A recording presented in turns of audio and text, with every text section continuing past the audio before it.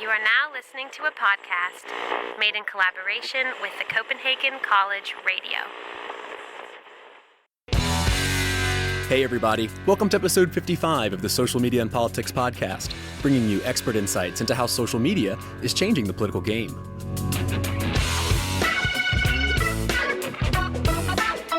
I'm your host, Michael Becerra, political scientist at the University of Copenhagen. Remember, you can connect with us on Twitter at SMNP Podcast or swing by our website, socialmediaandpolitics.org.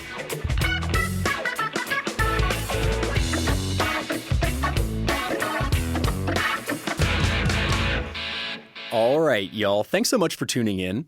Today, I have the pleasure of being joined by Dr. Siva Vaidhyanathan. He is a professor in media studies at the University of Virginia and an expert on digital technology. He has written plenty of books on the subject, and today we're going to discuss his latest. It is called Anti-Social Media: How Facebook Disconnects Us and Undermines Democracy, published by Oxford University Press. And I think the book does a really good job of exploring the different ways that social media and digital platforms are really intertwined in our lives, from everything from our attention and our pleasure to protest and politics, and really picks up on a lot of the recent controversies around Facebook advertising in the 2016 election, disinformation, Russian trolls, all of these things. And even though the book is academic, it's highly accessible. I think anyone who's listening to the podcast and has an interest in this topic would enjoy it. And it's the type of book that you could bring with you on a plane or bring to the beach and not really have to dig so deep into the, empirical data. But I think there's a lot of valuable critiques in the book about social media and about its impact on politics and society that Dr. Vaidhyanathan and I are going to discuss in this upcoming interview. So I'm going to go ahead and cut right to that interview. There is a live stream of it up on our Facebook page, Social Media and Politics Podcast. And once again, my guest is Dr. Siva Vaidhyanathan. He is a professor in media studies at the University of Virginia, and the book is called Anti-Social Media: How Facebook Disconnects Us and Undermines Democracy. Dr. Vaidhyanathan, thanks so much for taking the time out, and welcome to the Social Media and Politics Podcast. It's my pleasure. It's really great to be here in beautiful Copenhagen. Yeah, and happy to welcome you.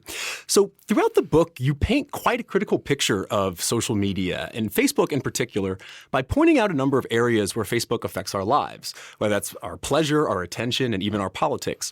And your critique is really unrelenting, I think, from cover to cover. And so why did you decide to write the book now, at this point in time? Because you mentioned you're a longtime social media adopter, going back to Friendster. Right. And I was wondering if there's anything in particular that kind of triggered you to come out with this critique. Yeah. My country selected a president who didn't win the popular vote, and we were all trying to figure out why that happened. And so I decided to write the book a couple of weeks after the election. It was November 2016. I had a friend visiting me who had been a magazine editor for many years, very politically active and astute, and had edited some of the biggest, boldest stories of our last couple decades. And he was in the same funk that so many of us were in, just trying to figure out what the heck just happened, how a person could lose an election by 3 million votes and become president, how a person could seemingly not run a campaign, and yet still come close to winning the popular vote and actually, win the electoral vote. It seemed to completely throw out so many of our trusted assumptions watching politics for 40 years. So as we were talking, I started talking about how well the Trump campaign used Facebook, that they were quite explicit about the fact that Facebook was their primary advertising platform. They were not interested in television. They were not interested in radio. And American political coverage is all about television spending, like who's up in, what state, right? In October, Hillary Clinton started buying ads in Arizona. So that was the big story. Hillary Clinton spreads the map, is up on the air in Arizona. And, she wasn't up on the air in Michigan because she thought Michigan was a lock. Nonetheless, we weren't able to see what was going on Facebook, right? Political reporters with their standard toolkit and their standard lenses were not watching Facebook, nor could they. I mean, the fact is Trump was buying ad after ad after ad, highly targeted, very specialized, doing A/B testing on small groups of voters. He was doing it in a handful of states. I mean, no one there thought no one in the Trump campaign thought they were going to win, but they figured if we could win, then we're only going to be able to do it because we were able to move small packets of voters either from the Hillary Clinton column into non-voters or move some non-voters into the Trump column, the voting column. And to do that, they had to, very precisely hit voters' interests or obsessions or obligations or prejudices. And Facebook is perfect for that. You can target an ad in a group as small as 20 people. You can use all sorts of profiling techniques that Facebook gives campaigns, straight up. Like you could actually do these check boxes on all sorts of attributes, from ethnicity to interest in knitting to education level to, to geography, in ways that, every advertiser obviously relishes, which is why Facebook makes so much money in advertising, right? So Trump's people were not political people. They were not political veterans, political campaign people. He had web marketers. He had people who were experts at putting ads up on Facebook, and that's exactly what they did. So I was explaining all this to my friend and saying, this is how you move between 1,000 and 70,000 votes in Michigan, between 1,000 and 70,000 votes in Wisconsin or Pennsylvania, which is all it really took. A total of 80,000 votes across those three states put Donald Trump in the White House and is, destroying NATO and, causing all of this other trouble in the world that's so crazy. That's all it took. I mean, that's what's so insane about the system. Florida, which could have decided the election, went to Trump by 110,000 votes. So you can imagine that having that sort of precision is really powerful when a state is that close, right? So explaining all this, my friend said, you really need to write this book. And the fact is I had been gathering studies and perspectives and information for a number of years, largely because I teach classes on privacy and other classes on intellectual property and other classes on digital media in general. And so, whenever an important issue would come up, I would create a file and pour all of these studies and articles into them. So I essentially had in my hard drive, in my Evernote file, if anyone uses Evernote, it's like my basic go-to tool these days.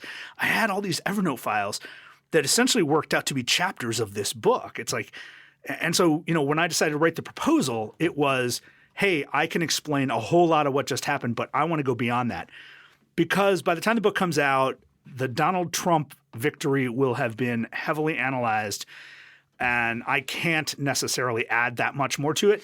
But if I can connect how Facebook works to the rise of Rodrigo Duterte in the Philippines, if I can connect it to Narendra Modi in India, if I can talk about how it's being used and abused in places like Kazakhstan, in places like Ukraine, in places like Estonia, we could get somewhere. And I thought, I want to write the global story. I want to talk about how Facebook, in its core attributes, is the problem, and how, contrary to the message we had been telling ourselves since 2011, it's actually working to undermine democracy rather than promote it. Yeah, and I think that's one of the parts that I really enjoyed about the book was this really global focus. And I want to pick up on that a bit later. But I want to kind of go a bit before Facebook.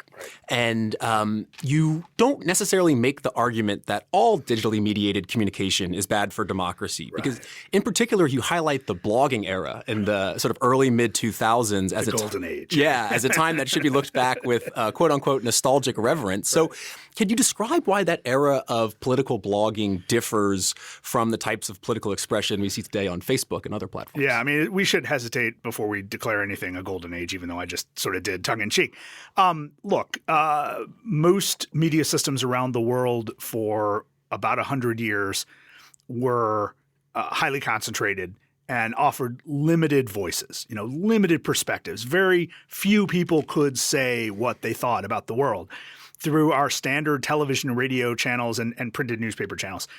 So once we hit the mid-90s or a little bit later in much of the world, we're suddenly able to publish. Almost anybody can publish at minimal cost, at basically zero marginal cost. And that is tremendous. That means by the early 2000s, once there's easy-to-use content management systems like WordPress, like Blogger, anybody can put forth a fairly professional-looking textual document. And that not only allowed people with diverse voices to express themselves around the world, it allowed other people to link to those, right? So you get these webs of links, what we used to call blog rolls. So if you go to a blog that interests you, you can see instantly on the right-hand column 8 or 9 or 20 other blogs that might also interest you. You can explore those. It creates a lattice of reference and understanding. People had a habit, at least in the political world, a political commentary world, of linking to blogs with whom they disagreed. And there would be interesting dialogues among them. There would be group blogs. You would have a libertarian group blog and a center-left group blog, and they would have it out over certain issues, right? And they would write essays and link to each other. And it was a nice model. It didn't change the world, but it was a nice model for how a more open platform can allow for diversity of voices. And because your influence, your popularity was in many ways still dependent on the friction of a community of engaged and often knowledgeable people, it meant that the nutcases still had limited audience. They were able to find an audience with more ease than they were before the internet, right? But if you were a crank, chances are the big voices in the blogosphere were not going to link to you more than a couple times. They weren't going to waste their time just making fun of you, right? What changes with social media, at least by about 2010, as the news feed gets really mature in Facebook and Twitter by 2014 starts getting more algorithmic, is you get the big change, which is algorithmic amplification. So at that point, any source of content or any content itself that seems to generate interest, and that interest can be indignation as well as appreciation, that amplifies the presence and reach of that content, almost exponentially. And that is a big change. That could not happen the same way. It was human beings making individual decisions in the blogosphere. Once you have algorithms measuring responses that are as simple as a thumbs up or a click or a like or a comment, and quantifying that, that's a totally different game. So it was the shift to the quantification. Also, as soon as Twitter comes up, I used to run 2 different blogs, and I'm not the only one who gave up blogging once Twitter showed up, because I realized, who has the time, right, to maintain? Maintaining blogs is an incredible obligation. It took hours per week, and I couldn't bore or annoy my readership with 140 to 280 characters. If I was going to write something and they were going to click on my page, they wanted a few hundred words. And so, once I realized that Twitter liberated me from having to actually think deeply and write deeply about things, I took it, and many people did too, right? So the blogosphere emptied out. All of the mid-level, the mid-list blogs like my own basically receded, and we started building Twitter followings. I don't think that was healthy in the least overall. So in many ways, Twitter hurt the blogosphere, but also the blogosphere was just a much richer framework for deliberation. Right, with Twitter even being called in the early days of these platforms a microblog, and that's kind of phased out over time. Right, I know. Even though the character limit has been increased, right? Which is kind of interesting. I guess we could call blogs the macro Twitters. Yes. So kind of moving from Twitter, which is definitely not the platform that's singled out most in the book, which is definitely Facebook. And you talk about tons of different platforms, Google, Microsoft, and we'll get to that platformization of the internet later. But of the 5 largest digital tech companies, you really label Facebook as the most dangerous. And so I wanted to ask, why is that? What is it about Facebook that makes it so dangerous? Yeah, 2.2 billion people. That's the simple answer, right? So scale, this is important. When people think about social media platforms, you really have to keep scale in mind. So let's talk about the top 7 social media platforms in the world. 2 of them exist largely, if not exclusively, in the People's Republic of China, right? So including WeChat, which is the largest in China, has something like 800 million users. It's probably closer to 1 billion right now.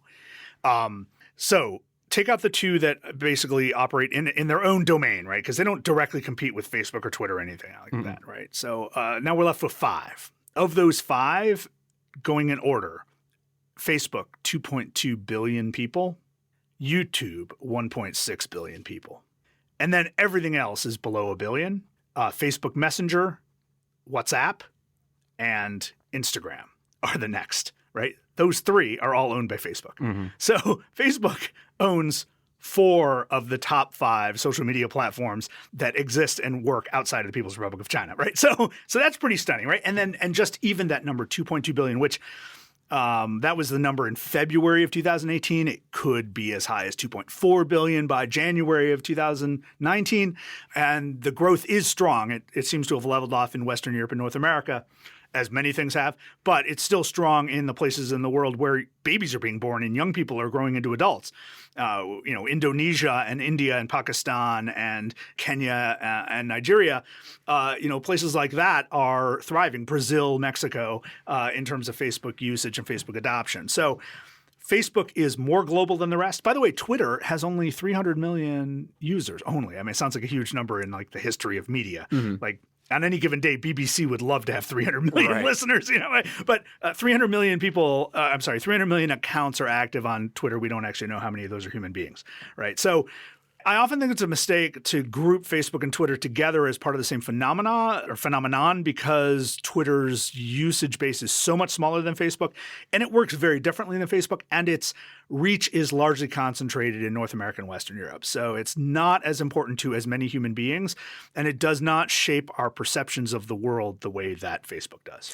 Yeah, and I think I saw a statistic recently that estimated 3.2 billion people are on social media globally. So if you take into account Facebook's 2.2, it's about 2/3. Right, and the rest of those are in China. Yeah, behind the Great Firewall. It's also important to remember that if you're on Twitter, you're probably on Facebook. The number of people who have Twitter accounts and don't have Facebook accounts is pretty small. It's pretty marginal, right? And they're probably people who just decided to quit Facebook for some reason, right? But so it's not like these are exclusive things. I mean, one of the reasons we have to pay attention, like Facebook Messenger is one of those top 5. But of course, you're on Facebook Messenger if you're on Facebook. So for the most part, not necessarily completely, but the crossover is clear. Yeah, and I mean, that was another interesting point you discussed in the book is this kind of I don't know if you'd call it a paradox or interplay between being connected and being disconnected. Yeah. And getting a bit philosophical here, one of the kind of recurring points you make in the book is that Facebook limits society's search for truth. And if I can summarize that argument, it's basically that Facebook supports tribalism over truth. And can you unpack that argument for us? Yeah, sure. Yeah, so, I mean, what Facebook really does, among many other things, is it makes it hard to think collectively. It makes it hard for us to gather groups of differing perspectives, agree on a set of facts about the world, identify a problem, and debate possible paths forward.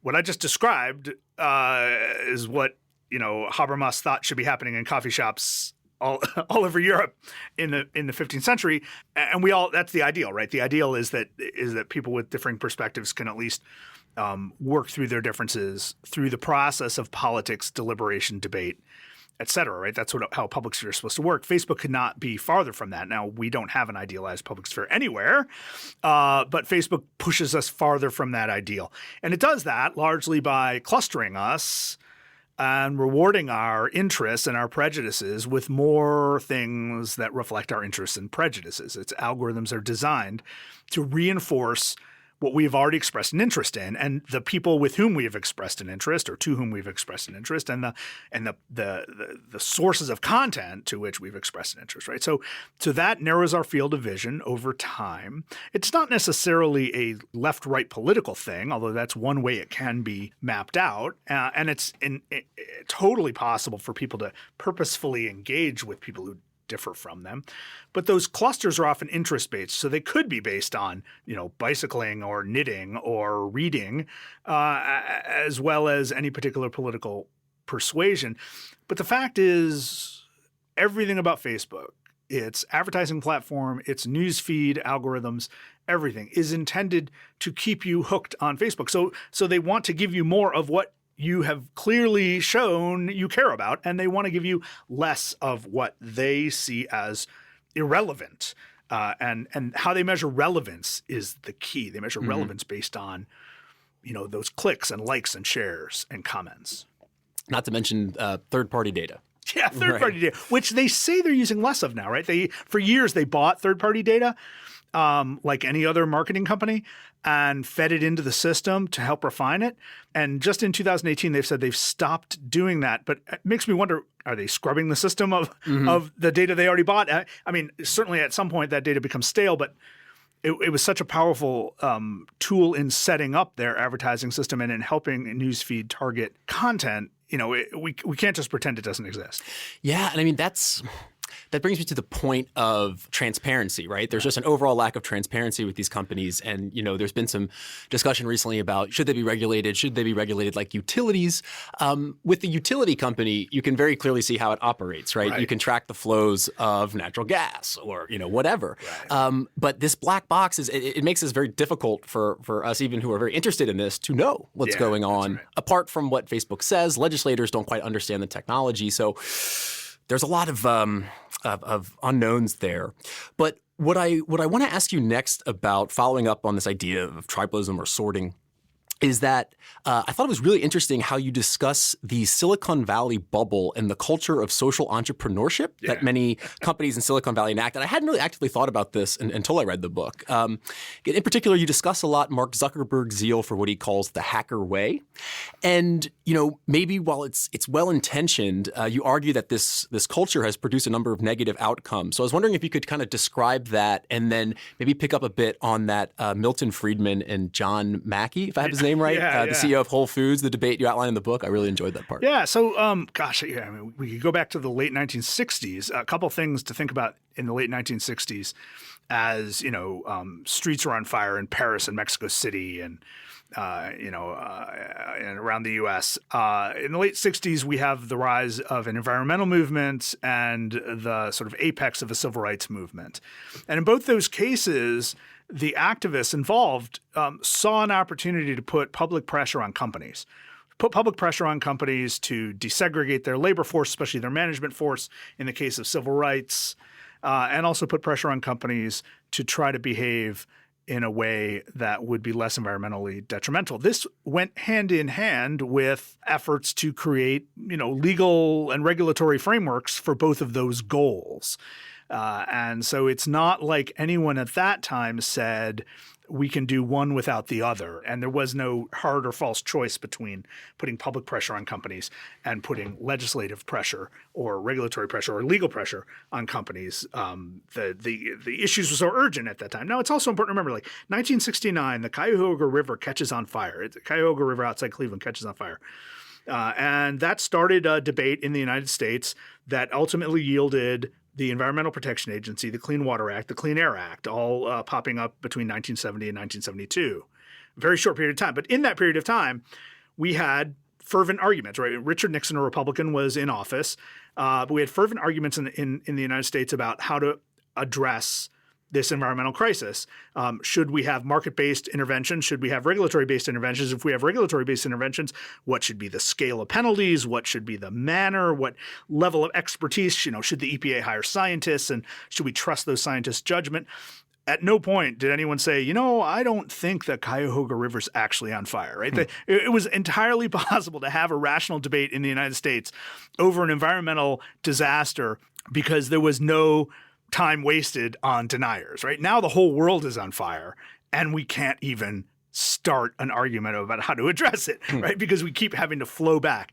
Given that context, one of the things that starts to happen in the 70s is libertarians say, you know what, we're facing these same problems. We're not happy about the civil rights situation. We're not happy about discrimination. We're not happy about environmental degradation, but we need market interventions that can displace the state because we don't want the state doing all this. So they start constructing an idea of a responsible company, of a stakeholder-based company, one that doesn't just answer to the interests of shareholders, but one that answers to a variety of constituents, neighbors, the country in general, labor forces, as well as consumers. And if you can construct that model of a company and implant that in business schools, you can create an ideology of corporate social responsibility. So that starts in the 1970s, hits its apex by the 1980s and 90s as business schools suddenly become important. They really weren't important in the United States before that. At that point, You have companies like Whole Foods, which if you're familiar with the United States, they're all over the United States. They're a natural and organic grocery chain and quite successful. They're in every city and town in America at this point. Now owned by Amazon. Now owned by Amazon, right? But for a long time, it was owned by this guy named John Mackey, who was kind of a proto-hippie from Austin, Texas, where I went to college. I knew of him for many years, and I shopped at the original Whole Foods when it was this tiny little garage of a store.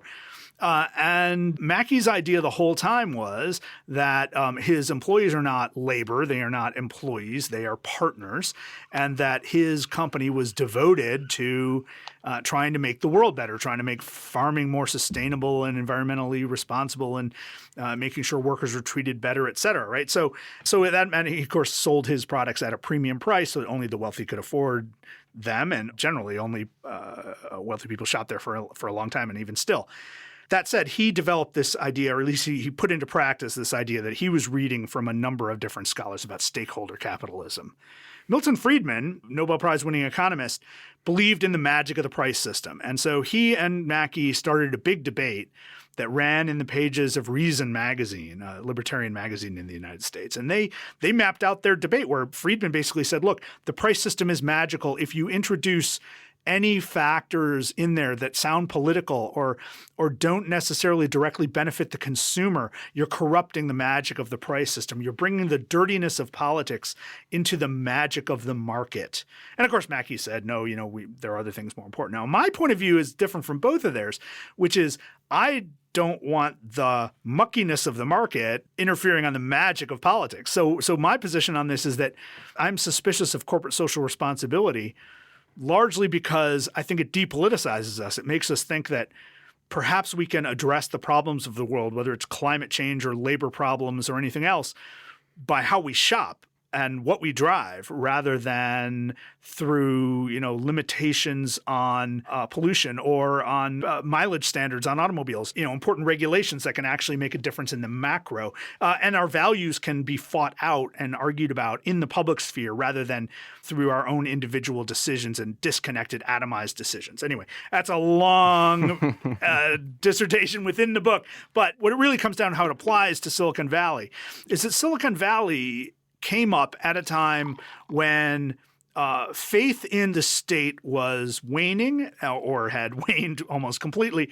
Silicon Valley was founded by men who believed in themselves almost completely, and believed in their own benevolence, and believed in their own omnipotence, and through surveillance, omniscience, right? So these supermen, these godlike men who would found these companies that would disrupt the world and change everything. And Zuckerberg is among them. And he and the guys who founded Google and Elon Musk, who's trying to get us to Mars after creating an electric car that goes really fast.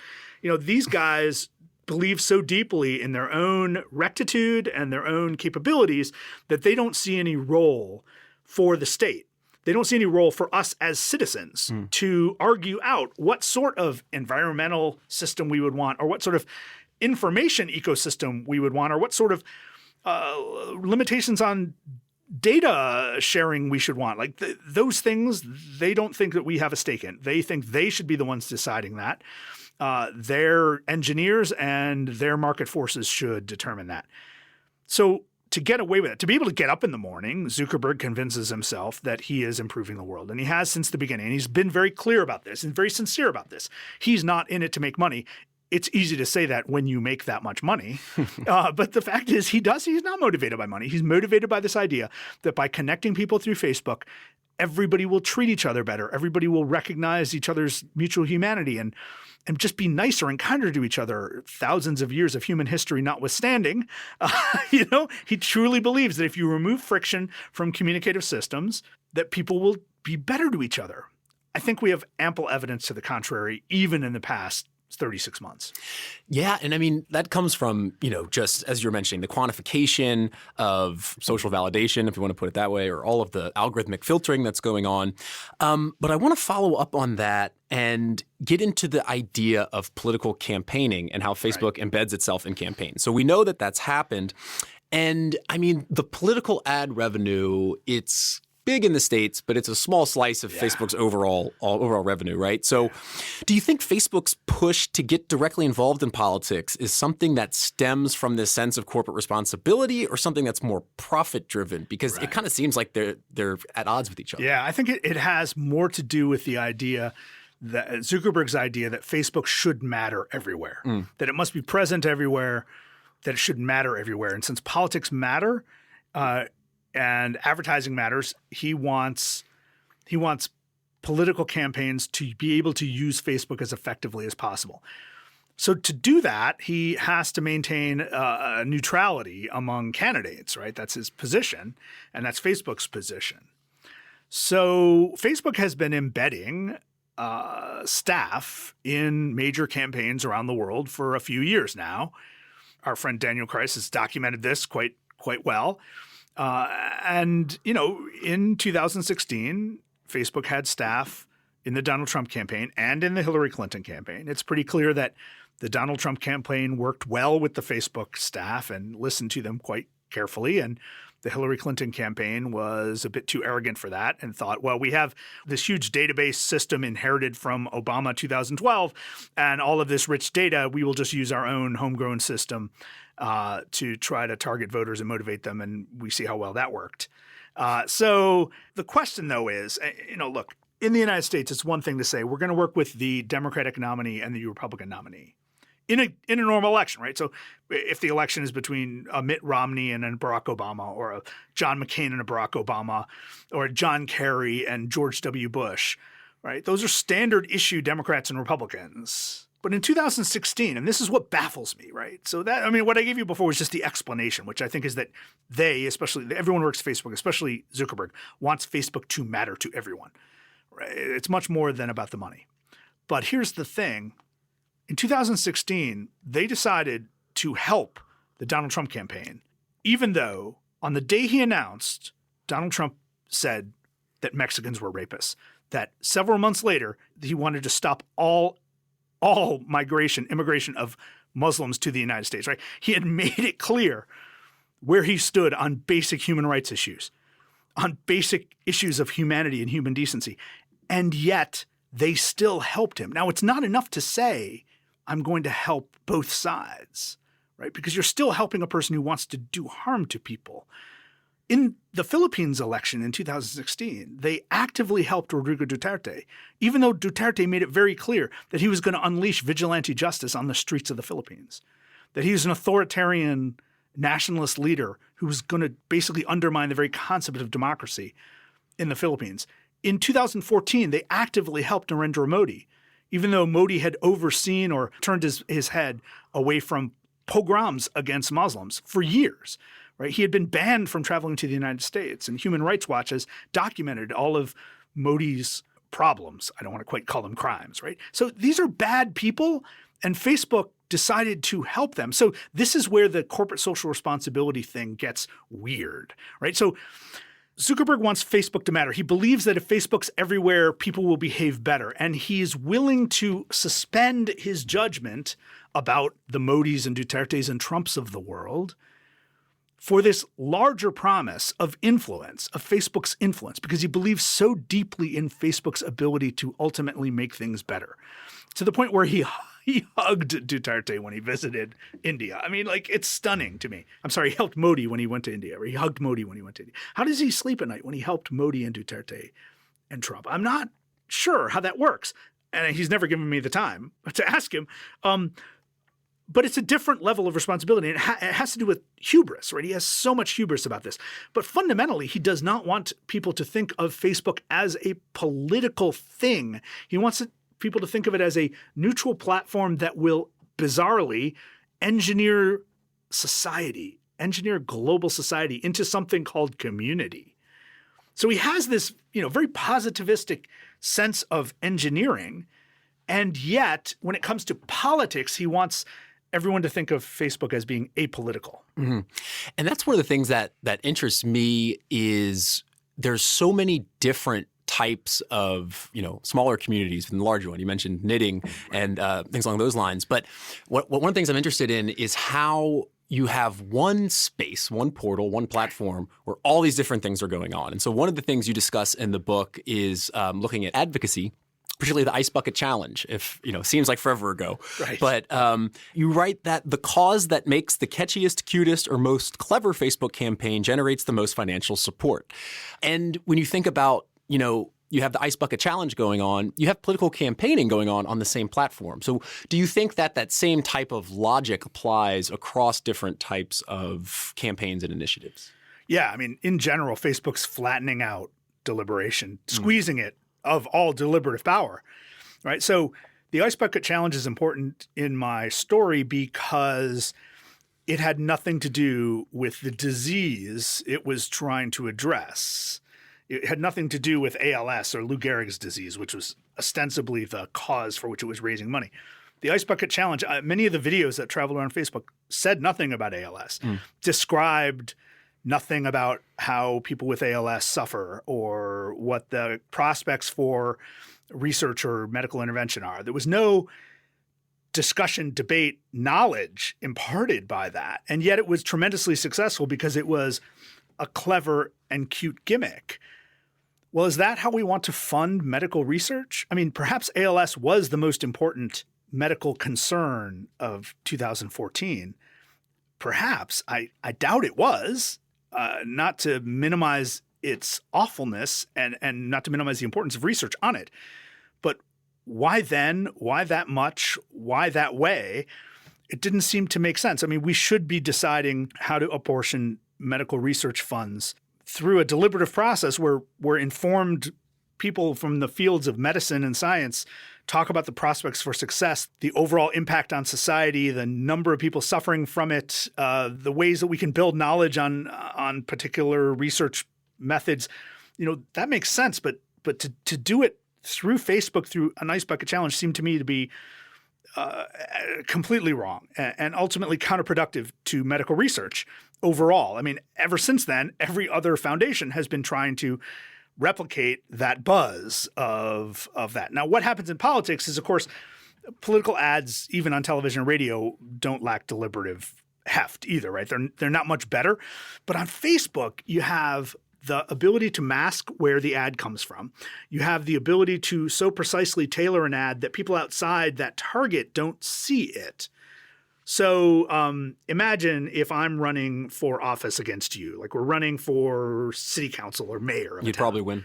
Well, we'll see. But I happen to know that there are 500 small business owners, like shopkeepers in our town, and they're very concerned about shoplifting. I just happen to know this, or I'm guessing it at least. And I start like a week before the election running targeted Facebook ads at shopkeepers in our town saying, you know what? Michael is a shoplifter. I don't know if you knew this, but Michael's a shoplifter, right? And I just run these ads. They're ephemeral. They pop up on people's Facebook things and they go away. There's no way to tie it to me. You might never know that you're being called a shoplifter until it's way too late, but I may have moved just a few dozen of those few hundred shop owners away from voting for you, and that could give me the edge, right? So there's no point at which you can respond. There's no point at which you can even accuse me of calling you a shoplifter. There's no accountability for that ad. There's no point at which we can actually have a discussion about how to fight crime in our town, right? That doesn't happen.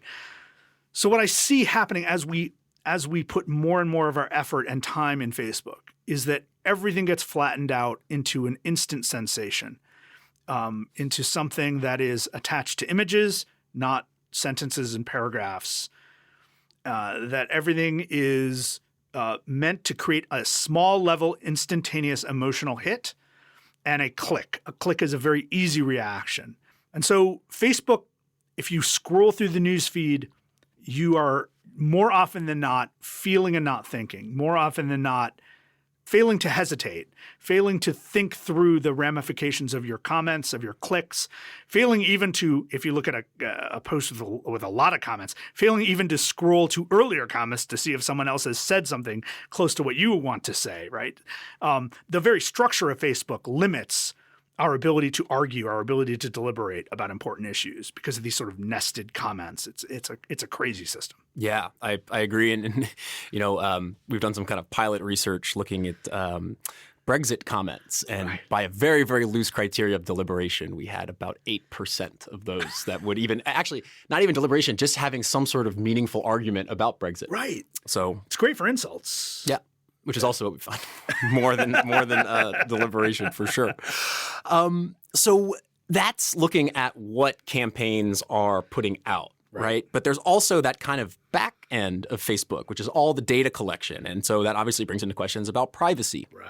And in your chapter entitled The Surveillance Machine, you introduce the concept of the cryptopticon, which is obviously building on Foucault and Bentham's idea of the panopticon. So can you kind of outline what is the cryptopticon and how does it differ from the type of power exerted in the traditional panopticon? Yeah, we're used to thinking about surveillance in terms of, a central power putting up visible signs of surveillance, right? The camera on the wall, the tower in the middle of the prison, the driver's license and passport office in Foucault's sense, right? That the instruments of state surveillance are obvious to us. And as Foucault argues, they discipline us. They convince us, perhaps without even articulating it, that we should conform, that the state has us in its sight all the time. Now, I don't think that that's a bad argument or a bad observation, although I would argue that perhaps its effects are not as broad or profound as Foucault and many of his followers would want to posit. I would say, though, that we are in a very different situation now, where most of the instruments of surveillance are invisible or hidden, cryptic, which is why I stuck crypt on the front of Opticon, right? It's a hidden system of surveillance. We are not supposed to know about cookies in our browsers, right? That's why they're not obvious. And that's why we needed laws like the GDPR to inform us of their constant presence and activity. We are not supposed to know about state instruments of surveillance. We're not supposed to know about the latest cameras, the pinhole cameras, the cameras attached to badges of officers at the airport. We're not supposed to know about biometric scanning instruments as we walk into football stadiums.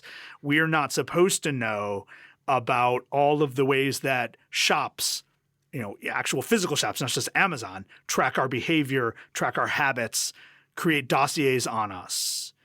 If we knew, we would think a lot about it and we might adjust our behavior. We might object. We might ask to be treated more humanely. But at least we would be reminded of those systems. Again, this is why we need a GDPR beyond Western Europe, beyond Europe, the European Union.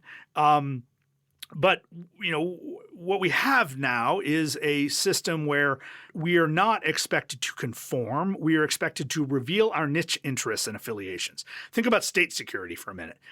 What the United States wants in its state security system is not necessarily to get everyone to behave like loyal Americans. What it really wants is for those who are unlikely to be loyal or likely to create problems to reveal themselves, and they only reveal themselves if they have a level of comfort, if they're convinced they're not being watched.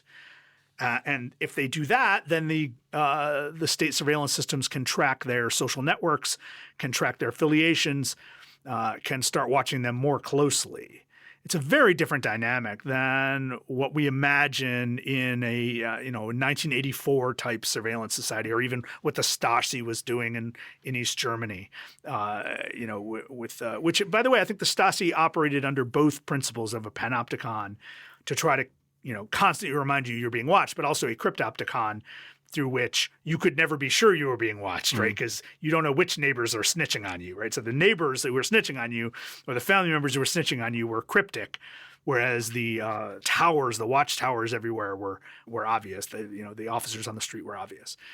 So given that, I think it's much more important that we think about our system of surveillance as one through which we are not supposed to understand it or even know it exists. And therefore, as citizens, we should strive to understand it, to reveal it, to fight back against it, and to demand of it our best interests, not the best interests of Amazon or Google or Facebook or MI5. Yeah, and that leads very well into my final two questions, which have to do with about moving forward. And so, you just advocated, for example, somehow protesting against that cryptopticon. And, one way to do that is to delete Facebook.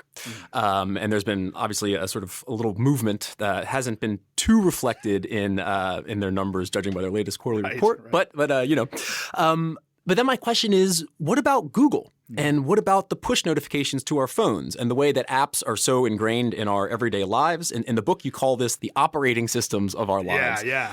So I was wondering, how do we address that, where even if you drop Facebook, we're so integrated with our phones and the overall platformization of the internet. Yeah. So how do you, at the level of citizens, how do you recommend moving forward? Okay. So back in 2011, I published a book called The Googleization of Everything. So I finished that book in 2010 before the Android platform took over the world. And I regret this, right? I wish I had waited a couple of years and paid a lot more attention to Android because Android is in many ways the most important thing Google has ever done.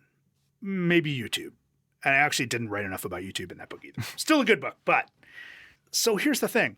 If you look at what Google and Facebook and Microsoft and Apple and to a lesser degree Amazon want over the next 20 years, they want to be the winner. They want to be the one company that manages all your data, whether that's data coming out of your car or your shoes or your eyeglasses or your pacemaker or your insulin pump or your refrigerator. Right? Whatever is going to have data flowing through it, Facebook, Google, Amazon, Apple, Microsoft, they want to be the company managing that data.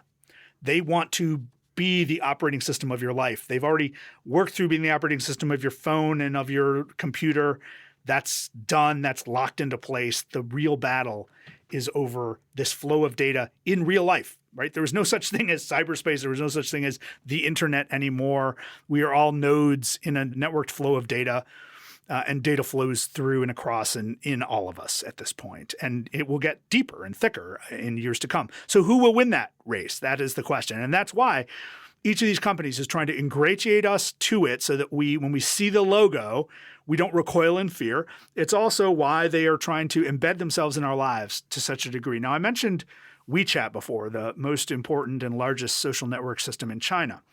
In China, WeChat is the operating system of people's lives. Through the WeChat application, you can do all sorts of things in your daily life. Banking operations, you can reserve and check out library books, you can make medical appointments. You never have to leave WeChat. WeChat does everything Twitter does, everything Facebook does, everything Instagram does, everything Google does. It's one app. It's everything. And it still sits on a device, right? It doesn't yet sit in your eyeglasses or in a chip in your brain, although that may come soon. So if you're Mark Zuckerberg and you're sitting back and you're looking over the next 10 years and you're thinking, where's my competition coming from and where can't I do business yet? Well, you're looking at China and you're saying, well, I need to get into China before WeChat is everything. But while there's still a chance to get in before WeChat locks everything out. And so he's trying that. But the other thing he's worried about is that WeChat will go global. What happens if people beyond China who are beyond the diaspora, the Chinese diaspora, start using WeChat? What if WeChat starts coming in 100 different languages the way that Facebook does? Won't people gravitate toward that? That's one of the reasons he's trying to build out Facebook Messenger with all these mini apps in there. If you open up Facebook Messenger, you might see some little banking apps or a Starbucks app and so forth at the bottom, largely because they're trying to make it so that you habitually turn on Facebook Messenger as you live your life, as you navigate around. It's the attempt to become like WeChat.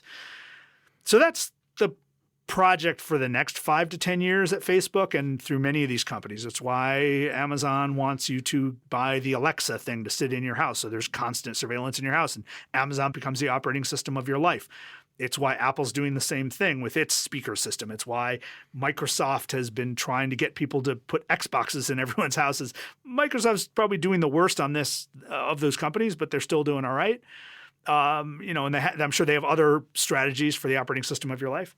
So had I thought of this idea of the operating system of your life, I would have appended it as the final chapter of Googleization of everything. As a result, I had to put it in this book, which is probably more timely.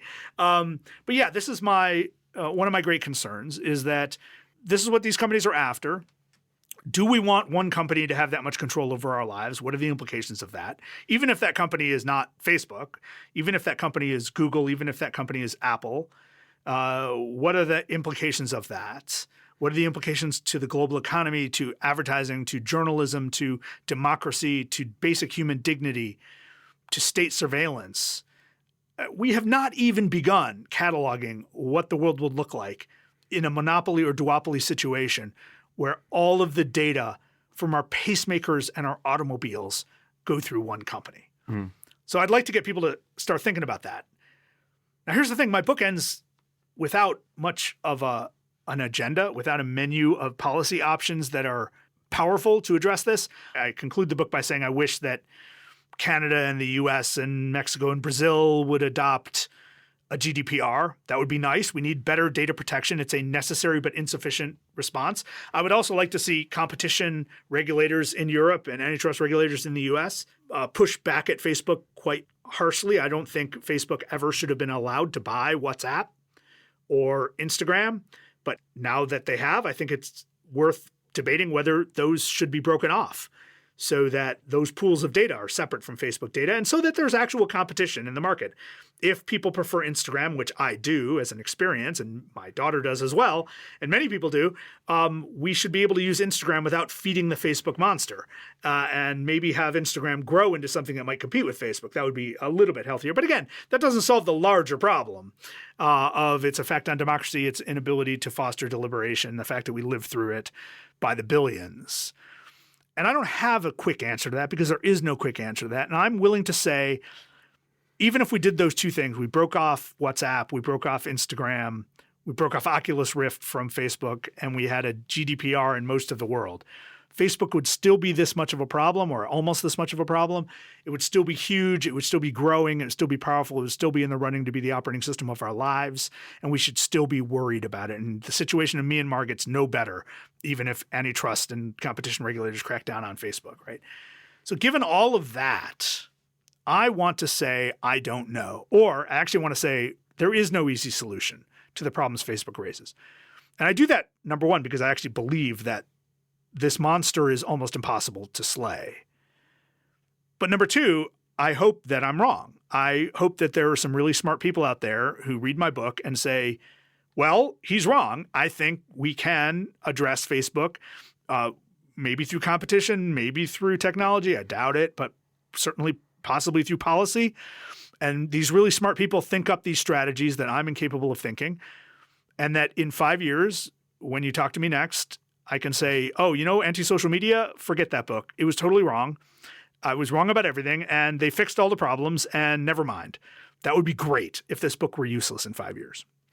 Well, that's how science evolves, right? And how we continue to address these challenges. But I do think that the book is a great sort of collection of really all the different spheres that Facebook and other social platforms do enter our lives and the kind of implications of that. So I think you precipitated my last question, which is about policy responses. But I'm very much looking forward to reading the next book in 5 years. And hopefully we will be able to say that some of these outcomes were wrong. But Dr. Vaidhyanathan, thank you so much for taking the time out. This has been great. Oh, yeah, my pleasure. This was wonderful.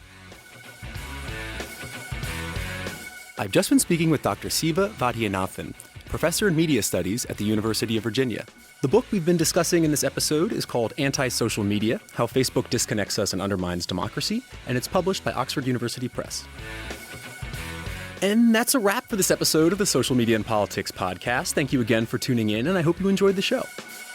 Remember, you can connect with us on Twitter at SMNP Podcast. I've got a ton of great material coming your way throughout the fall, so please make sure you're subscribed on Apple Podcasts or wherever you listen to get those episodes directly into your feed. But for now, I'm your host, Michael Becerra, signing off from Copenhagen. See you next time.